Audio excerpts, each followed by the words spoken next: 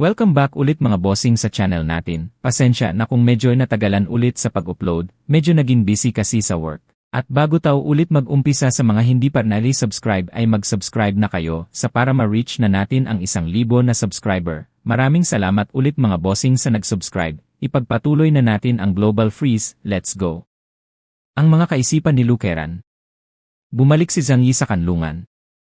Agad na lumabas si Jingwei sa shadow space, sinundan niyang Xingxin. Napaka-convenient na magkaroon ng isang humanoid na tulad ni Jingwei para magdala ng mga tao sa paligid. Binigyan niya si Zhang Yi ng karagdagang bagong kasanayan, yang Xingxin.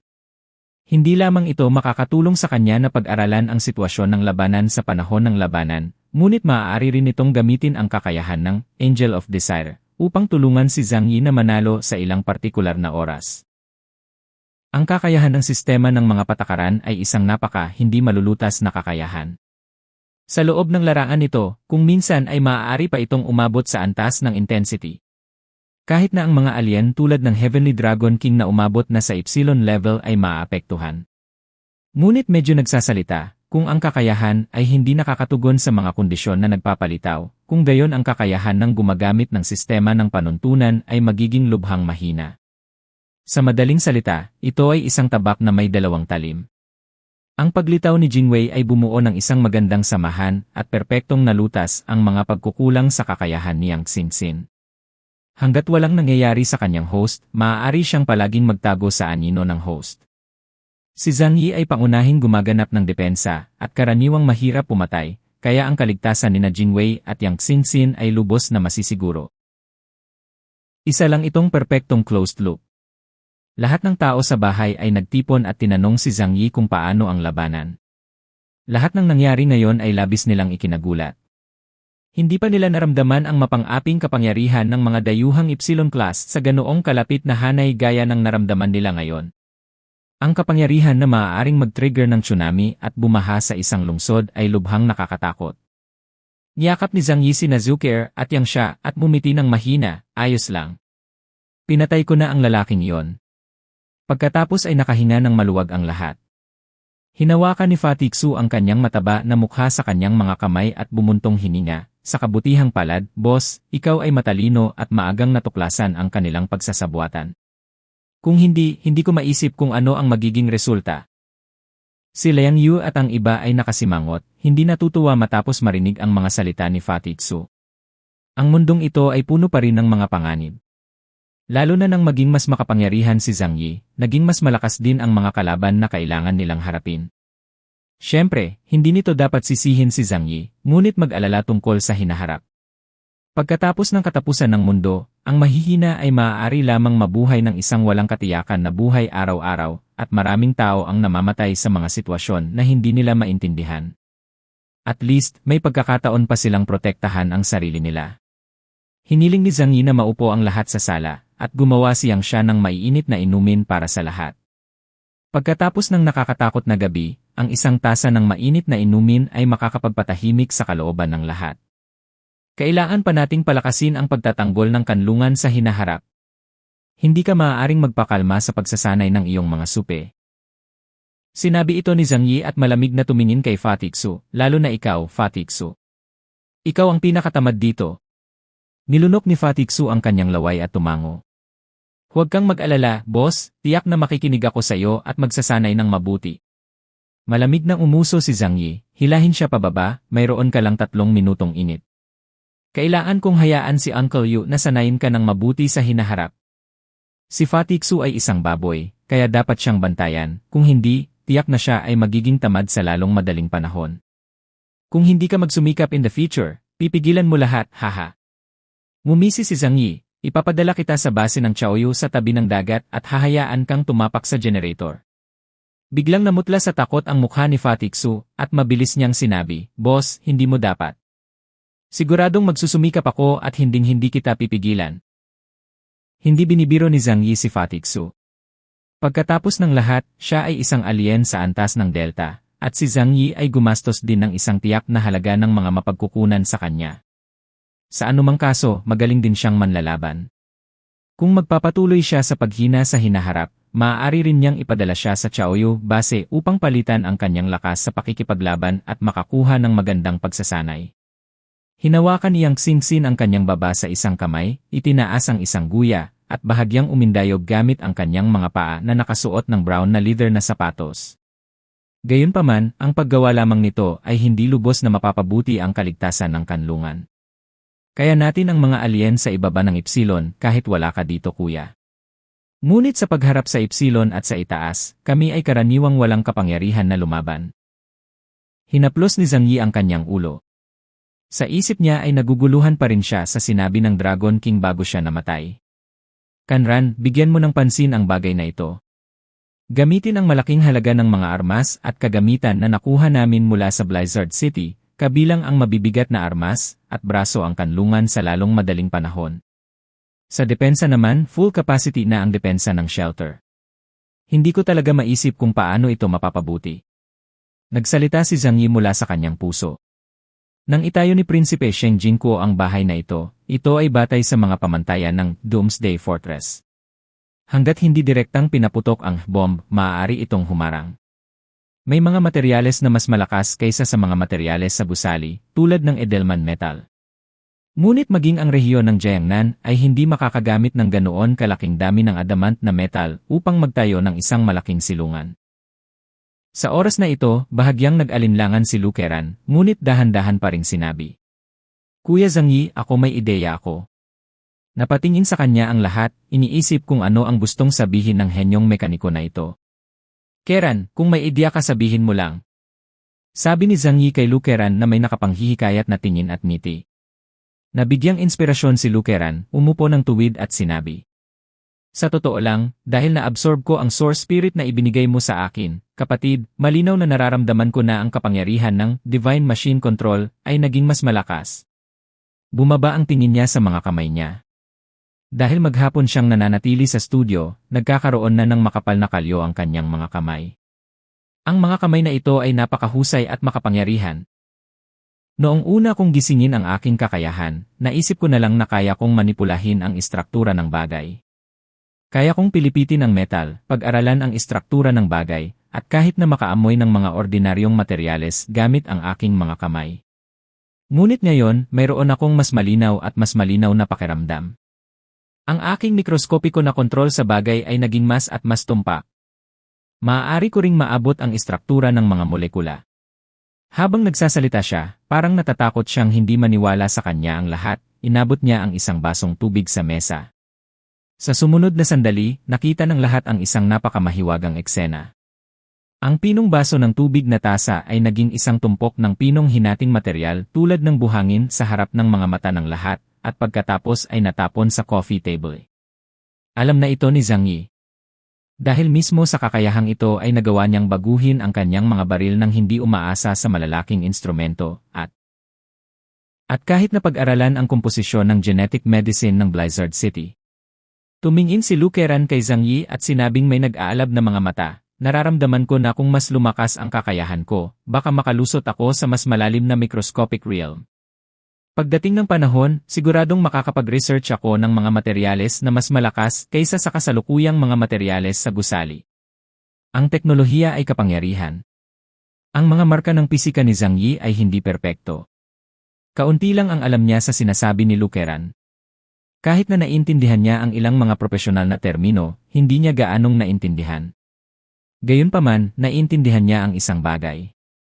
Keran, sinasabi mo na kung ma-upgrade ang iyong kakayahan sa mas mataas na antas, maaari mong i-upgrade ang mga materyales sa pagtatayo ng kanlungan para maging mas matigas, at mapipigilan pa ang epekto ng mga alien sa antas ng Epsilon. Tama? Medyo hindi kumpiyansa si Lukeran, ay. Kahit na hindi nito maharangan ang epekto ng klase ng Epsilon, tiyak na walang problema sa pag-upgrade ng depensa ng shelter. Naintindihan niyang Xingxin ang sinabi ni Lukeran. Tinitigan niya si Lukeran na may nag-aalab na mga mata. Keran, ang ibig mong sabihin ay kapag lumakas ang iyong kakayahan, maaari mo pang baguhin ang mga katangian ng bagay. Tumanggo si Lukeran, hindi imposible. Naikuyom niya ang kanyang mga kamao sa pananabik. Kung magagawa natin iyon, kung gayon ang lahat ng mga problema sa mundong ito ay ganap na malulutas. Medyo naintindihan ni Zhang Yi ang ibig sabihin ni Lukeran. Nagtanong siya, sinusubukan mo bang sabihin sa akin na gusto mong subukang baguhin ang microscopic na komposisyon ng bagay at pagkatapos ay muling tukuyin ang pagkakaroon ng isang bagay? Sa larangan ng agham sa ngayon, ang pinakamaliit na particle na maaaring maobserbahan ay mga quark. Ang mga proton at neutron ay binubuo ng mga quark, at ang mga atomo ay binubuo ng mga proton, neutron at mga elektron. Sa madaling salita, ang mga pangunahing particle ng lahat ng bagay na kasalukuyang kilala sa mundong ito ay pareho. Kung ang mga superpower ng isang tao ay maaaring maabot ang microscopic realm, theoretically, maaari niyang baguhin ang mga katangian ng isang substance sa kalooban. Sa madaling salita, ito ang Midas touch. Ang kakayahan ni Luckeran ay maaari na ngayong umabot sa molecular realm. Ang kanyang ambisyon ay lumayo pa at subukang maabot ang mas malalim na mga mikroskopikong kaharian. Nakakabaliw ang ideyang ito. Dahil kapag napagtanto niya talaga ito, hindi na magkukulang ng mga materyales sa mundong ito. Ang paggawa ng bato sa ginto at paggawa ng tubig sa gasolina ay talagang magagawa. Napuno ng liwanag ang mga mata ni Zhang Yi, at naantig siya sa ambisyon ni Luckeran. Bagamat wala siyang masyadong alam sa physics, naiintindihan niya si Luckeran. Ito ay isang sobrang henyo. Dahil kung ano ang gusto niyang gawin, dapat siyang suportahan ni Zhang Yi. Ang agham at teknolohiya ang pangunahing produktibong puwersa sa lahat ng oras. Tila si Luckeran ay marunong lamang mag-aral ng makinarya sa bahay at hindi direktang makasali sa digmaan. Ngunit mula nang siya ay sumali sa kanlungan, ang suporta ni Zhang Yi ay kailangang-kailangan sa bawat labanan. Pinagkrus ni Zhang Yi ang kanyang mga kamay at tumingin kay Luckeran nang may pagtitiwala sa mga mata. Koran, kung gusto mong gawin ang isang bagay, pagkatapos ay gawin mo ito. Susuportahan kita ng walang kondisyon. Tutulungan kitang mapataas ang iyong index ng kakayahan sa pinakamaikling posibleng panahon at palakasin ang iyong mga kakayahan. Tignan nating lahat kung makakagawa ka ng milagro. Ito ay isang henyo na ideya, kahit na isang baliw na ideya. Noong nakaraan, sinuman sa komunidad na pang-agham ay tumalon at mang-insulto sa kanya dahil sa pagiging kakaiba. Gayunpaman, ngayon ito ay isang mundo na hindi masusukat na siyentipikong sentido komun ng nakaraan. Isang panahon ng malaking pagbabago. Lahat ng ideya na walang katotohanan sa nakaraan ay posible na. Kuya, salamat. Tumango si Luckeran at sinabi, ang kanyang mga mata ay puno ng hindi maipaliwanag na emosyon. Nakangiting sinabi ni Zhang Yi, paano ka magpasalamat sa akin? Sumama ka sa akin mamaya, mayroon akong magandang bagay para sayo. Habang nagsasalita siya, biglang tumunog ang communication device ni Zhang Yi. Kinuha niya ito at tinignan at nakitang si Zhu Zeng ang tumatawag. Biglang naisip ni Zhang Yi na malamang na masyadong malakas ang nangyari dito at nakakuha ng atensyon ng satellite, kaya natural na hindi ito makatakas sa mga mata ni Zhu Zeng. Not to mention Zhu Zeng, I'm afraid everyone in the Donghai region can feel it. Pagkatapos ng lahat, ito ay isang labanan sa pagitan ng dalawang manlalaro sa antas ng Epsilon. Sumulyap si Zhang Yi kay Muyan, na agad na itinikom ang kanyang bibig ng maingat. Ikinonekta ni Zhang Yi ang komunikasyon, at si Zhu Zeng sa kabilang dulo ay nakasuot ng pajama at tila kakagising lang. Zhang Yi, anong nangyari doon sa Tianhai City? May nagbalita lang na maraming gumagalaw doon. Ngumiti si Zhu Zeng at nagtanong, nakaranas ka ba ng anumang problema? Gusto mo ba ng tulong ko? Huminga ng malalim si Zhang Yi at sinabing may. It's a tsunami. Isang higanting hayop mula sa malalim na dagat ang biglang sumalakay sa Tianhai City sa hindi malamang dahilan. Ngunit ito ay itinaboy ko.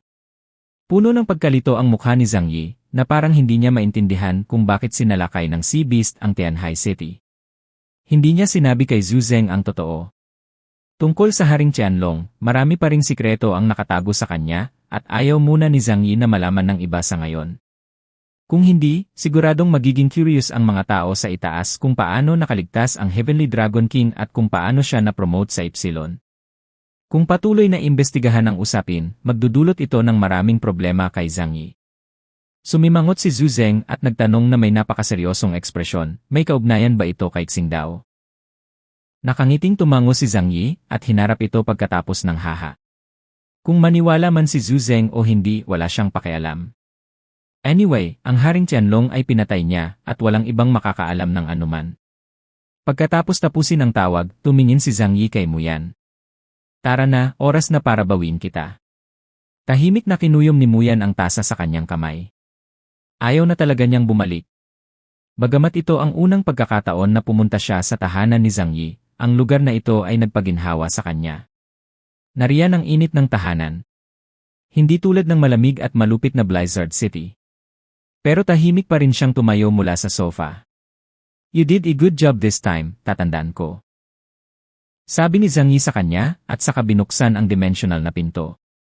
Tumango si Muyan. Idinagdag ni Zhang Yi, "Nasa antas ka na rin ng kapitan ngayon. Bagamat ang iyong lakas ay medyo mas mababa, ang Blizzard City ay kumukuha ng mga tao at hindi ka sasamantalahin. Next, behave well. If what you do satisfy me, I can ask Zhu Zeng for someone." Lumiwanag ang mga mata ni Muyan, itinaas niya ang kanyang ulo at sumulyap kay Zhang Yi, pagkatapos ay seryosong tumango. Sense of crisis. Pinabalik ni Zhang Yi si Muyan sa Blizzard City at pagkatapos ay bumalik sa shelter. Ang buong proseso ay tumagal lamang ng ilang minuto at hindi nag-aksaya ng anumang oras.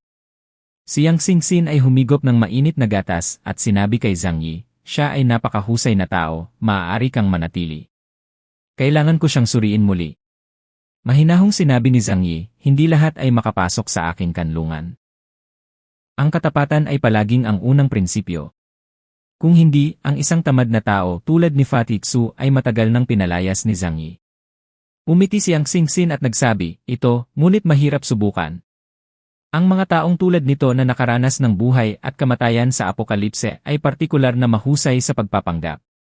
Nagkibit balikat si Zhang Yi, "Hindi mahalaga hanggat maaari kong hilingin sa kanya na lumapit at tumulong anumang oras kapag kailangan ko ito." Humigop siya ng kape at mumiti. Alam niya na sa pagyakap lang sa hita ko mabubuhay siya magpakailanman. Kung hindi, siya ay magiging sustansya ni Zuyu sa madaling panahon. Pagkatapos ng talk meeting, pumunta sina Yang Xingxin at Zhu Qier upang ipaalam sa tatlong pangunahing base, lalo na sa Chaoyu base, na tapos na ang sakuna. Inayos din nila ang mga tao na muling ayusin ang mga linya ng pagtatanggol sa baybayin. Pagkatapos ng tsunami, maraming barko ang nawasak. Ang iba pang dalawang pangunahing base ay kailangang maglaan ng lakas tao at mga materyales para suportahan sila. Dinala ni Zhang Yi si Lu Keran sa kanyang studio. "Keran, tutulungan kitang madagdagan ang lakas mo ngayon," sabi ni Zhang Yi. Ang mga pinagmulang duwende at alien na pinanggalingan sa kanya ay halos ginagamit na. Kaya ngayon ay mayroon lamang isang mapagkukunan na maaaring magbigay kay Lu Keran. Ang bangkay ng Dragon King. Inilabas ni Zhang Yi ang katawan ni Haring Tianlong. Nagtatakang tumingin sa kanya si Lu Keran at sinabing, "Kuya, hindi ba ito ang Heavenly Dragon King?" Tumango si Zhang Yi, "Subukan ito at sumipsip hanggat kaya mo. Para gamitin ko." Itinuro ni Lu Keran ang kanyang mukha at hindi makapaniwalang nagtanong. Tumango si Zhang Yi. "Para sa akin ngayon, ang improvement mula sa pag-absorb sa pinagmulan ng Heavenly Dragon King ay limitado. At ngayon sapat na ang lakas ko, kaya hindi ako nagmamadaling umunlad. Gayunpaman, ang iyong kapangyarihan ay napakahalaga sa akin. Gusto kong lumakas ka ng mabilis. Ito ay tulad ng pagdaragdag ng mga puntos sa iyong talento. Ang pinagmulan ng Heavenly Dragon King ay mas malakas kaysa sa Lost Soul, ngunit maaari nitong taasan ang power index ni Zhang Yi ng higit sa 1,000 puntos sa pinakamaraming. Ngunit sa paghusga mula sa sitwasyon sa buong kanlungan, ang kanyang lakas ay seryosong lumampas sa iba. Ayon sa teorya ng epekto ng bariles, ang kailangan niyang punan ay iba pang aspeto. Ang kanlungan ay hindi sapat na matatag, at palagi siyang nakakaramdam ng pagkabalisa sa kanyang puso. At kung mas malakas si Lu Keran, mas makapangyarihang mga sandata ang magagawa niya para kay Zhang Yi. Isa itong indicator ng combat power na hindi makikita sa power index. Ipinatong ni Zhang Yi ang kanyang mga kamay sa mga balikat ni Lu Keran at pinasigla siya. "Naniniwala si kuya na malaki ang potensyal mo. Huwag kang matakot, halika, subukan mo." Labis na naantig si Lu Keran. Hindi niya inaasahan na si Zhang Yi ay handang magbigay sa kanya ng ganoon kahalagang pinanggalingan. Ito ay isang bagay na pinapangarap ng lahat sa mundo. Kahit na ang isang dayuhan sa antas ng Epsilon ay handang magbayad ng malaking halaga para dito. Ngunit ginamit ito ni Zhang Yi para sa kanya ng walang pag-aalinlangan. Naramdaman ni Lu Keran na parang may apoy na nagnininga sa kanyang katawan, at ang kanyang mukha ay naging berde at pula. Makalipas ang ilang segundo, baka sa mukha niya ang sakit. Kuya, ako. Hindi na siya nakapagsalita pa. Agad na kumilos si Zhang Yi, pinutol ang kanyang koneksyon sa katawan ng Qianlong King, at pagkatapos ay inalis ang katawan ng Qianlong King. Hindi kinaya ni Lu Keran ang napakalaking lakas at bumagsak sa lupa, hawak ang kanyang dibdib at hingal na hingal. Ang kanyang balat ay namula, ang puting init ay naglalabas mula sa bawat butas, at ang kanyang buong katawan ay basa ng pawis. Kiran, kamusta? Gusto mo tawagan ko si Kir? Nagmamadaling tanong ni Zhang Yi. Lumingon si Lu Keran kay Zhang Yi. Bagamat medyo pagod ang kanyang ekspresyon, sobrang nagniningning ang kanyang mga mata. Ayos lang, kuya. Feeling ko punong-puno ako ng lakas ngayon. Pero sobrang laki ng kapangyarihang ito, kailangan ko itong matunaw ng mabuti. Kung tutuusin, minaliit ni Zhang Yi ang pinagmulan ni Epsilon. Sa paghusga mula sa talento at lakas ni Lu Keran, hindi siya pinapayagang ganap na sumipsip ng maringal na enerhiyang ito. Ngunit ang pagsipsip lamang ng isang bahagi nito ay lubos na makapagpapahusay sa kanyang mga kakayahan. Nang makita ito, sumimangot si Zhang Yi at sinabing, nagpakawalang bahala ako, at hindi pinag-isipang mabuti ang sitwasyon. Inabot niya at dinampot ang katawan ni Lu Keran at binuhat siya mula sa lupa. Ibabalik na kita sa kwarto mo para magpahinga muna. Si Lu Keran ay niyakap ng isang lalaking prinsesa sa unang pagkakataon sa kanyang buhay, at tila lalong lumala ang pamumula ng kanyang mukha. Buti na lang namumula ang balat niya sa mga oras na ito kaya hindi niya ito makita. Mahina siyang tumango, ngunit hindi maiwasan ng kanyang mga kamay na pumulupot sa leeg ni Zhang Yi. Niyakap ni Zhang Yi si Lu Keran at pinabalik sa kwarto. Pagkatapos ay tinawagan niya si Zhu Qier upang suriin ang katawan ni Lu Keran. Pagkarating ni Zhu Keran, tiningnan niyang mabuti si Lu Keran, at saka ngumiti at sinabi sa kanilang dalawa. Huwag kang mag-alala, ang kanyang pisikal na kondisyon ay napakabuti, at lahat ng mga tagapagpahiwatig ay napakahusay. Maaaring siya ay napuno ng sobra sa kanyang katawan, at kailangan niyang magpahinga ng ilang sandali. Sinabi ni Zhang Yi kay Lu Keran, sa nakalipas na ilang araw, dapat kang tumutok sa pagtunaw ng kapangyarihang ito at huwag mag-isip ng iba pang bagay. Masunuring tumango si Lu Keran.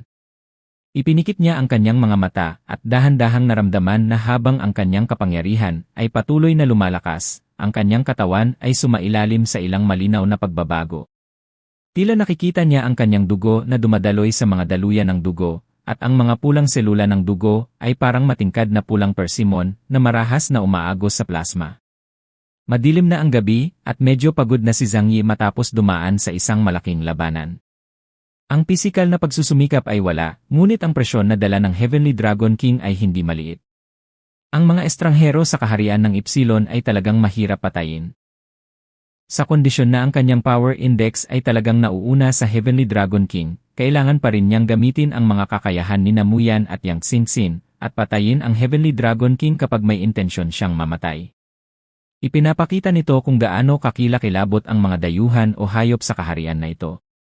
At kung wala ang kanyang proteksyon, ang tatlong pangunahing base at silungan sa Tianhai City ay magiging napakarupok.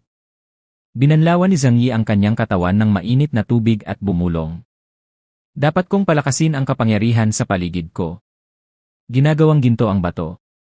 Nang gabing iyon, pagkatapos ng pagsusumikap ni Zhu Qier, naibsan ang panloob na pagod ni Zhang Yi at nakapagpahinga na siya ng lubusan.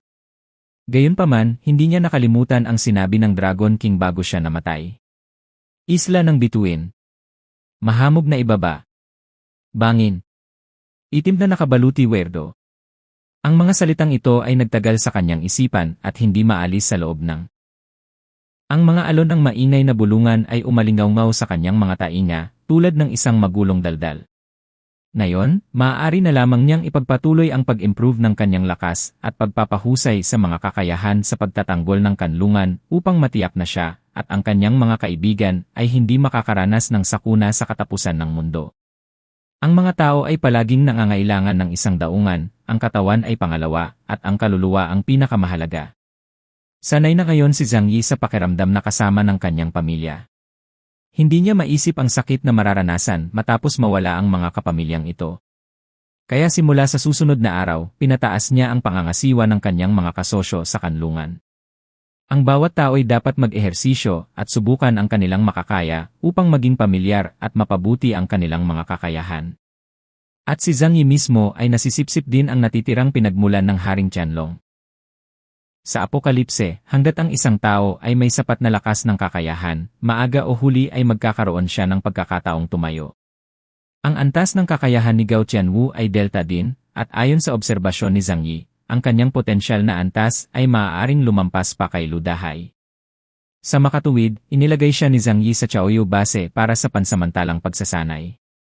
Kung angkop ang mga kondisyon sa hinaharap, plano pa nga ni Zhang Yi na magtayo ng ika-4 na base sa hangganang baybayin. Sa ganitong paraan lamang makakasama ang dalawang coastal defense base upang matiyak ang kaligtasan ng baybayin. Sa oras na ito, natanggap ni Zhang Yi ang kanyang pinakamalaking sorpresa sa mga nakaraang panahon. Ang kanyang pamumuhunan sa Lukeran ay nagbunga ng malaki. Ang orihinal na kapangyarihan sa antas ng Epsilon ay ganap na nagbukas ng talento ni Lukeran. Nagpahinga siya sa bahay ng buong kalahating buwan bago niya tuluyang matunaw ang kapangyarihan. Sa araw na ito, masaya siyang tumakbo para hanapin si Zhang Yi at iniunat ang kanyang mahigpit na nakakuyom na kanang kamay patungo sa kanya. Nang ibuka niya ang kanyang kamao, isang piraso ng deformed na ginto ang lumitaw sa kanyang palad. Ito ba? Napangiti si Lukeran at sinabing, ito ay toilet paper. Kuya, maaari ko nang baguhin ang material na istruktura. Bagamat mababago ko lamang ito ng kaunti, sapat na ito upang palakasin ang depensa ng kanlungan. Kinuha ni Zhang Yi ang ginto mula sa kanyang palad at tiningnan ng maigi, hindi ba ito mukhang isang piraso ng toilet paper? Napabulala si Zhang Yi, ang kakayahang gawing ginto ang bato, na umiiral lamang sa mga alamat at alamat ay talagang lumitaw. Tuwang-tuwa si Zhang Yi. Ang kakayahan ni Lukeran ay bumuti ng napakabilis, sa sandaling kailangan niya ito. Anong gagawin mo? Masayang tanong ni Zhang Yi kay Lukeran. Sinabi ni Lukeran kay Zhang Yi ang kanyang plano. Ang pagpapalit ng mga katangian ng bagay ay nangangailangan ng malaking enerhiya upang masira ang orihinal na istruktura sa pagitan ng mga particle. Sa katunayan, ito ay hindi isang madaling gawain. Gayunpaman, magiging napakasimple kung babaguhin lang natin ang estado at density ng mga particle ng material at baguhin ang kanilang mga katangian. Ang kasalukuyang kakayahan ni Lukeran ay nagpapahintulot sa kanya na i-upgrade at baguhin ang kanlungan nang hindi sinisira ang orihinal na istruktura nito, pagdaragdag ng iba pang mga materyales upang madagdagan ang lakas nito. Kung isang araw, ang buong santuwaryo ay maaaring maging isang material na higit sa adamantium, kung gayon kahit ang isang dayuhan na antas ng Epsilon ay hindi madaling. Tuwang-tuwang sabi ni Lukeran. Mayroon na akong plano para sa proyektong ito. Bagamat mabagal ang pag-usad nito, kung bibigyan mo ako ng kalahating taon, mapapalakas ko ang buong panlabas na pader ng kanlungan. Nang marinig ito ni Zhang Yi, parang tinamaan ng kidlat ang buong katawan niya. Pagkatapos ng katapusan ng mundo, bihira niyang pinagsisihan ang kanyang mga desisyon. Pero sa pagkakataong ito, talagang pinagsisihan niya ito. Mabuti sana kung iniwan ko sa iyo ang pinagmulan ng Diyos. Tinakpan ni Zhang Yi ang kanyang noo at sinabi mula sa kaibuturan ng kanyang puso. Ang agham at teknolohiya ang pangunahing produktibong puwersa. Talagang natutunan niya ang mga kaalamang natutunan niya sa mga aklat aralin sa kasaysayan. Marahil pagkatapos ng katapusan ng mundo, ang hitsura ng mga dayuhan ay ginawa niyang hamakin ang tradisyonal na kapangyarihan at teknolohiya ng militar. Iniisip ko lang na ang huwa-huwa ang pangunahing kapangyarihan ng labanan, kaya binibigyan ko ng prioridad ang pagpapalakas nito. Kung alam kong pinili kita para gamitin ang pinagmumula ng Diyos, baka dinala mo kami sa buwan. Napakamot ng ulo si Lukeran sa kahihiyan. Actually hindi impossible. Para kay Lukeran ngayon, ang kakayahan niyang kontrolin ang Divine Machine ay naging isang humanoid superfactory. Hanggat mayroon siyang sapat na materyales, walang hindi niya magagawa. Kuya, bigyan mo ako. Biglang iniunat ni Lukeran ang kanyang kamay kay Zhang Yi. Ano? Yung baril mo. Nandyan din pala yung batch ng mga bala na binigay ko sa'yo dati. Dalhin mo dito at i-reprocess ko para sa'yo. I guarantee that the output efficiency can be improved. Lumapit si Lukeran kay Zhang Yi at bumulong sa kanyang tainga, at ang magaan na baluti na sinabi kong gusto kong itayo noon ay halos kumpleto na ngayon. Mabilis na lumiwanag ang mga mata ni Zhang Yi. Okay, Keran, mas gusto ka talaga ni Kuya. Namula ang mukha ni Lukeran, itinikom niya ang kanyang mga labi at hindi umimik. Inilagay lang niya ang kanyang mga kamay sa kanyang likuran, inihayag ang kanyang panloob na emosyon. Si Brother Zhang Yi ang pinakamagaling. Ibinigay ni Zhang Yi ang lahat kay Lukeran at hiniling sa kanya na tumulong sa pagtatayo nito. Pagkaalis ni Lukeran, nananangis pa rin si Zhang Yi. Naman, ang pagbuo ng puno ng teknolohiya ay ang pinakakapaki-pakinabang na bagay sa huling yugto. Ang maliit na batang babae na ito ay isang tipikal na late na. Pagkatapos ng lahat, naabot na ni Zhang Yi ang kanyang kasalukuyang antas, at lalong naging mahirap na umakyat.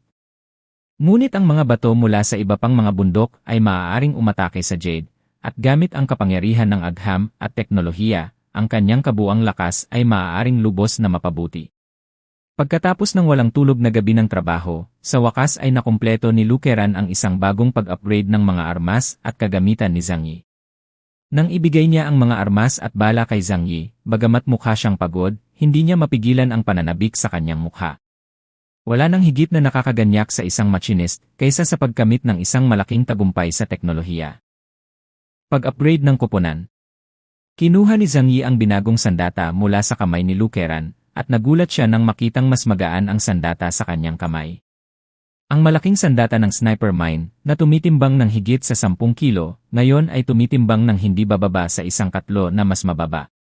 Kilala niya ng lubusan ang dati niyang kaibigan at nararamdaman niya ito sa sandaling magsimula siya. Paano mo nagawa yon? Nagtatakang tanong ni Zhang Yi. Hinaplos ni Lukeran ang kanyang maikling buhok at sinabing may pagmamalaki na mukha. Ang Adelman metal ay sinasabing ang pinakamatigas na materyal na metal bago ang apocalypse.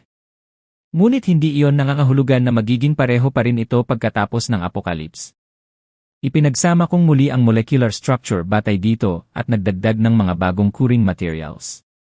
Ginagawa nitong mas magaan at mas matigas. Ngayon ito ay 30% mas magaan, ngunit 2 beses na mas matigas.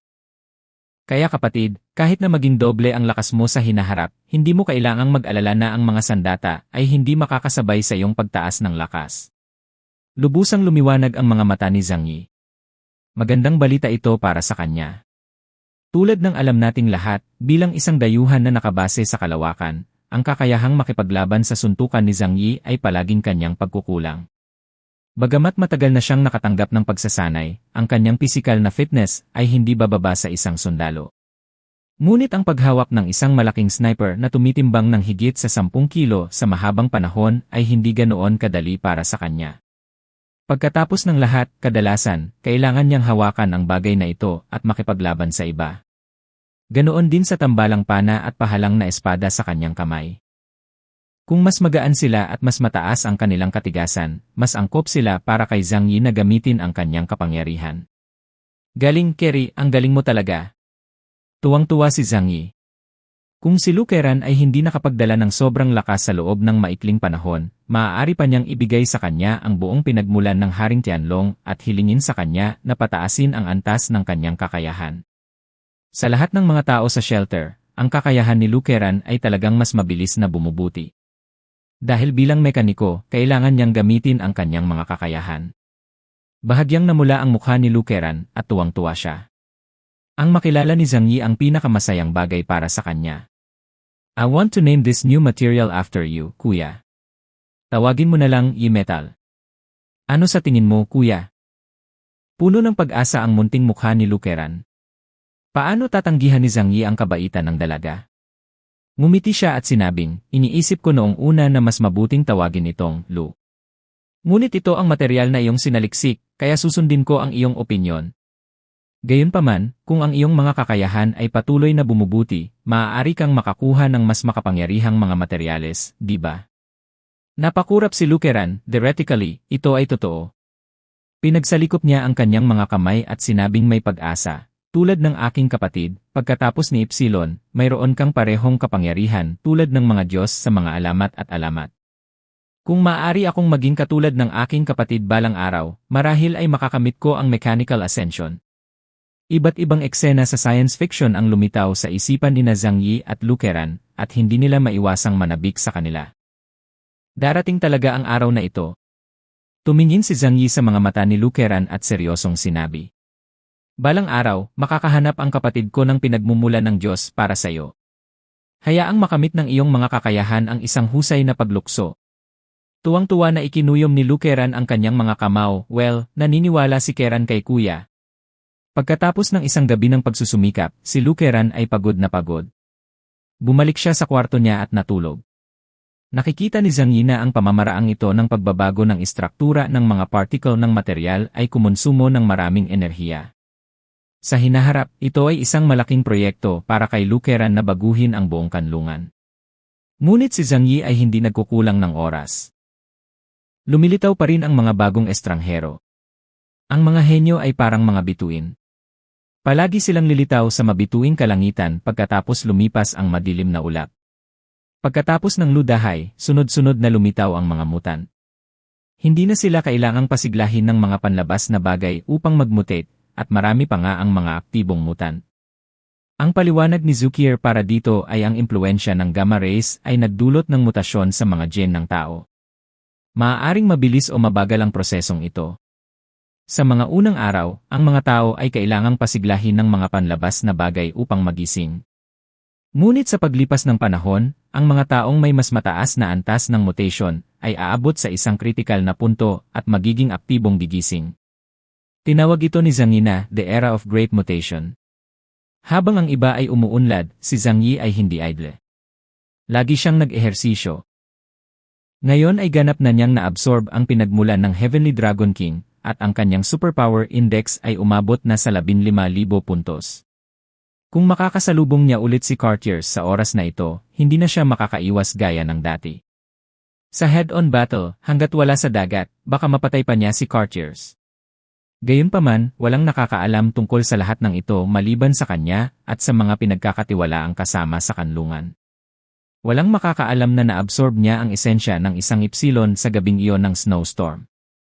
Sa ilalim ng paghihimok ni Zhang Yi, ang mga pamilya sa shelter ay patuloy ding nagpapalakas ng kanilang lakas.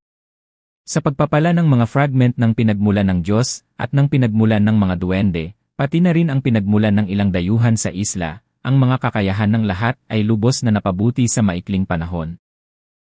Ang power index ni Zukier ay umabot na ngayon sa 7,000 puntos, at maaari pa niyang gamitin ang kanyang mga kapangyarihan upang mapahusay ang aktibidad ng cell.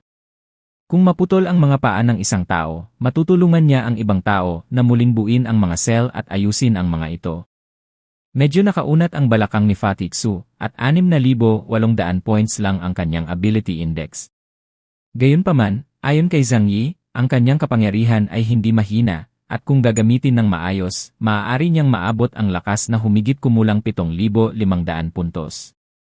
Gayunpaman, ang kanyang kamalayan sa pakikipaglaban ay napakahirap pa rin, at ang kanyang estilo ng paglalaro ay napakakaawa-awa, kaya ang kanyang pangkalahatang index ng kakayahan ay dapat panatilihing mababa. Mas magaling si Uncle Yu kaysa sa kanya. Bilang kanlungan, masasabing mas malakas lang ang kanyang talento kaysa kay Zhu Haimi, at umabot na sa 7,100 points ang kanyang ability index. Si Uncle Yu ay isang estranghero sa siste. Si Uncle Yu ay isang estranghero sa sistema ng pagpapahusay. Ang kanyang kakayahan ay walang espesyal. Hindi mataas ang kanyang talento. Kung wala ang tulong ng mga fragment ng pinagmulan ng Diyos, maaari lamang siyang manatili sa antas ng dama. Sa ngayon, ang lakas niya ay higit sa 10 beses na mas malakas kaysa dati.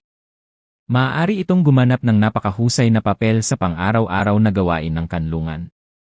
Para naman kay Yang Xia, bilang isang kakaibang tao pagdating sa pagkain, ang kanyang ability index ay umabot sa kahanga-hangang 7,600 puntos.